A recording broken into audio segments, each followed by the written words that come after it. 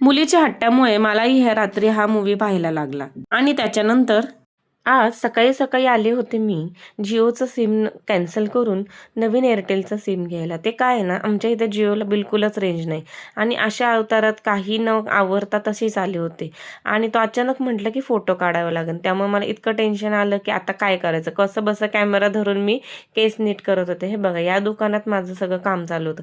समोरच होता नारायण खमंग ढोकळा. मग मी काय, सकाळची वेळ होती आणि मग मस्त खमंग ढोकळा खाल्ला आणि घरी थोडा पार्सलही आणला. ही सुरईची वडी तुम्हाला आवडते का? तुम्ही खाल्ली आहे का सुरईची वडी? खूप जणांना आवडत असेल नाही का? मला तर खूप आवडते, म्हणून मी सुरईची वडी घेतली आणि पहिलं घरी आल्यावर थोडासा त्याच्यावर पण ताव मारला आणि हे मुलीसाठी तसंच ठेवून दिले. ढोकळाही तिच्यासाठी पार्सल आणला, तिला आवडतं म्हणून.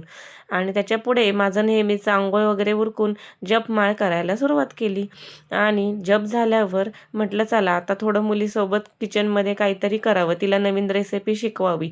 असं कारण मी नसताना तिला भूक लागली होती. म्हटलं आता हिला काहीतरी सोपी इझी रेसिपी सांगावी, म्हणून मी नाचणीचे डोसे तिला शिकवायचे ठरवले.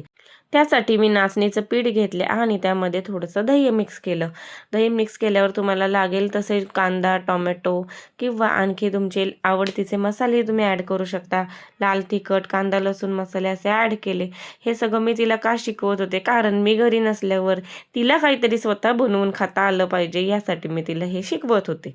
आणि ती खूप एन्जॉय करत आमचं दोघींची मस्ती करत चाललं होतं. पहा, ती पण ट्राय करू, पण हेल्दी कोणाला पाहिजे नाही का? तिने आपलं फ्रेंच फ्राईज काढले आणि फ्रेंच फ्राईज तळले सुद्धा आणि म्हणायला लागली, मम्मी मी फ्रेंच फ्राईजच खाते. आणि इकडे मोमोज जे आहेत तेही तळायला घेतलेत. पहा, ते मोमोज फुटले आहेत त्यामुळे तसे दिसतात. एवढा मोठा पसारा करून ठेवला बेडरूममध्ये आणि बसली एकटीच खांब तिकडे तोंड करून. म्हटलं बघा आता काय बोलायचं ना, मुलांना किती हेल्दी द्यायचं ठरवलं पण त्यांना जे आवडतं शेवटी तेच खातात. त्यांच्यापुढे आपल्याला काही बोलता पण येत नाही, नाही का? इकडे मी काळं वाटण वाटले आणि भाजीला सुरुवात केली. कुठली भाजी केली आहे हे पाहायचं असेल तर माझा फुल व्हिडिओ नक्की पहा आणि त्याच्यासोबत भाकरीही केली.